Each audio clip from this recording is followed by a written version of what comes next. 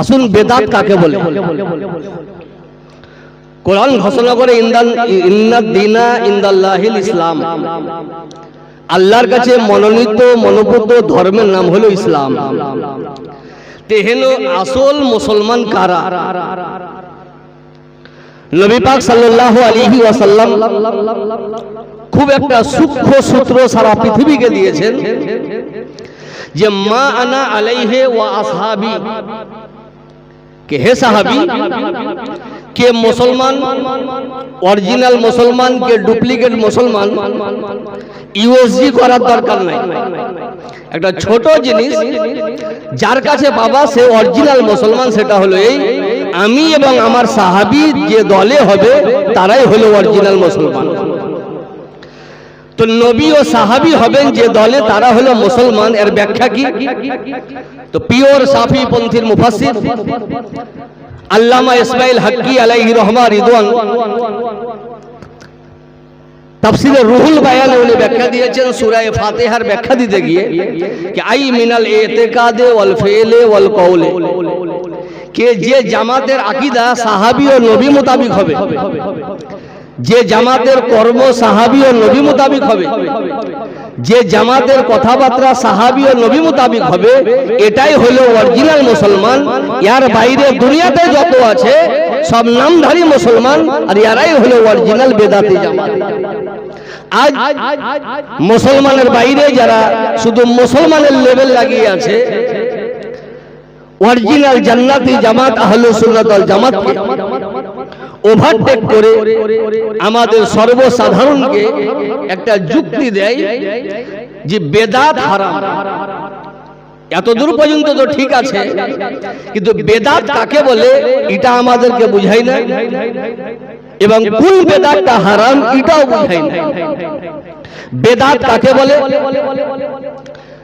বিশ্ববিখ্যাত পণ্ডিত আজ বুখারী শরীফে সারা পৃথিবীতে হাজার হাজার ছবি আছে, কিন্তু সারা পৃথিবীর বুকে দুটো গ্রহণযোগ্য, একটার নাম হলো উমদাতুল কারি আর একটার নাম হলো ফাতহুল বারি।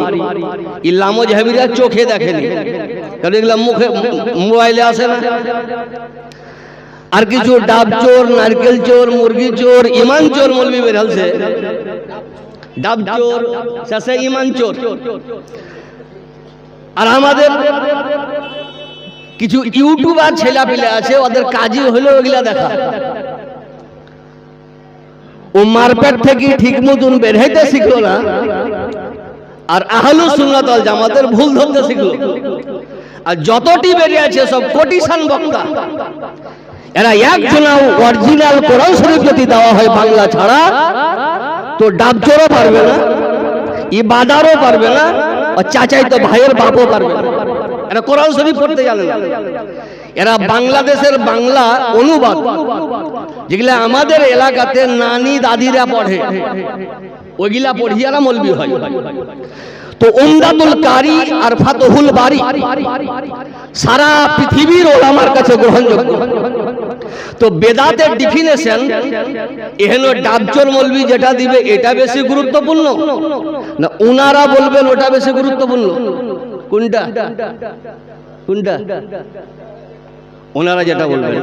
তা আসুন মোবাইলের যুগ, 1.5-2 ঘন্টা বক্তব্য দেবো না, শুধু নাম লেখাতে এসেছি। তারপরে পীর সাহেব যিনি ইউরোপ ও এশিয়া বিখ্যাত বক্তা, পশ্চিমবঙ্গ লেভেলের বক্তা দেখেছেন, ভারত লেভেলের বক্তা দেখেছেন, ইউরোপ ও এশিয়া বিখ্যাত বক্তা, খানদানে আলা হযরত, অরিজিনাল খানদানে আলা হযরত। আর দেখলে বুঝতে পারবেন, পরিচয় লাগবে না, ওনার বক্তব্য শুনতে হবে। লাস্টে গুরুত্বপূর্ণ জিনিস সেটা হলো দোয়া নিয়ে যেতে হবে। তো যখন এসিতে একটা কথা বলি দিই, ইমামে শাফি আলাইহি রহমা ওয়া রিদওয়ান উনি বলছেন যে বেদাত কাকে বলে?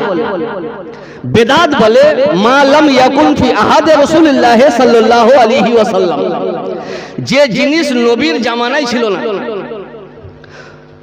পরে তৈরি হয়েছে, একে অবিধানিক অর্থে বেদাত বলা হয়। তো নবী পাক সাল্লাল্লাহু আলাইহি ওয়াসাল্লামের জামানাতে অনেক কিছু ছিল না যেটা পরে তৈরি হয়েছে, তো সবই কি বেদাত?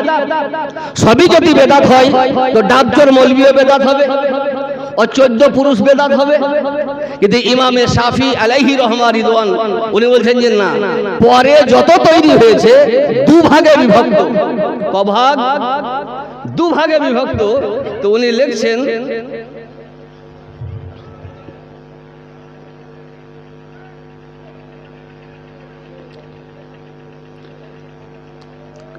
মুহদাসাতুহু, এর ব্যাখ্যা দিচ্ছেন উনি জমউ মুহদাসা।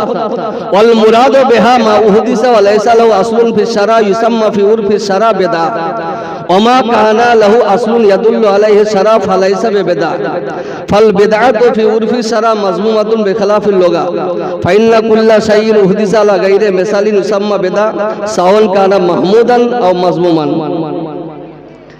এর ব্যাখ্যা দিতে গিয়ে ইমামে শাফি আলাইহি রহমা রিদওয়ান বলেন আল মুহদাসাতু জারবান, নবীর জামানায় ছিল না, পরে তৈরি হয়েছে দু প্রকার। কপ্রকার? দু প্রকার। মা উহদিসা ইখালিফু কিতাবান আও সুন্নাতান আও আসরান আও ইজমান, যেটা পরে তৈরি হয়েছে দেখতে হবে যে হাদিসের খেলাফ কিনা, কোরআনের খেলাফ কিনা, ইজমায়ে উম্মতের খেলাফ কিনা, এটা একটা দিক। আর দ্বিতীয় হলো পরে তৈরি হয়েছে কিন্তু কোরআন মোতাবিক আছে কিনা, হাদিস মোতাবিক আছে কিনা, ইজমা মোতাবিক আছে কিনা, কিয়াস মোতাবিক আছে কিনা। তাহলে পরে যে তৈরি হয়েছে দুটো দেখতে হবে যে কোরআন মোতাবিক আছে কিনা।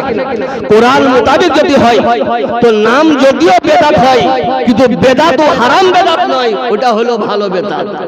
আর এরা বলছে যত বেদাত সবই খারাপ। তো যত বেদাত সব যদি খারাপ হতো তো ওমরে ফারুক রাদিয়াল্লাহু আনহু, যিনি আমার মতন মৌলবি ছিলেন না, সাহাবিয়ে রাসূল, খলিফাতুল মুসলিমিন, উনি দলবদ্ধভাবে 20 রাকাত তারাবি চালু করলেন একটি ইমামের পিছনে। উনি মসজিদে এসে দেখছেন যে আমার কথা অনুযায়ী একটা ইমামকে স্মরণ করে মানুষ জামাত করে নামাজ পড়ছেন।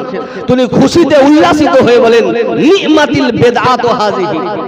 তো সব বেদাত যদি খারাপ হতো তো উনি নি'মাতিল বেদাত মানে অতি উত্তম বেদাত বলতো না। তাহলে বুঝা গেল সাহাবায়ে কেরামও জানে সব বেদাত খারাপ নয়, কিন্তু দেশের ওয়াহাবি বলছে সব বেদাত খারাপ। আজ আমরা যত পরে তৈরি হয়েছে প্রত্যেকটা জিনিস আমরা মিলিয়ে রেখেছি, যত তৈরি হয়েছে কোরআনের খেলাফ একটা নয়, হাদিসের খেলাফ একটা নয়, ইজমার খেলাফ একটা নয়, কিয়াসের খেলাফ একটা নয়। এই জন্য আমাদের যেগুলো নতুন তৈরি এটা হাদিস ও কোরআন মোতাবেক, এটা বেদাতের পর্যায়ে পড়ছে না। আল্লাহ আপনাকে আমাকে সারা পৃথিবীর মুসলমানকে অরিজিনাল কোরআন ও হাদিস বুঝার তৌফিক দান করে বলে আল্লাহু আমিন। আসসালামু আলাইকুম ওয়া রাহমাতুল্লাহি ওয়া বারাকাতুহু।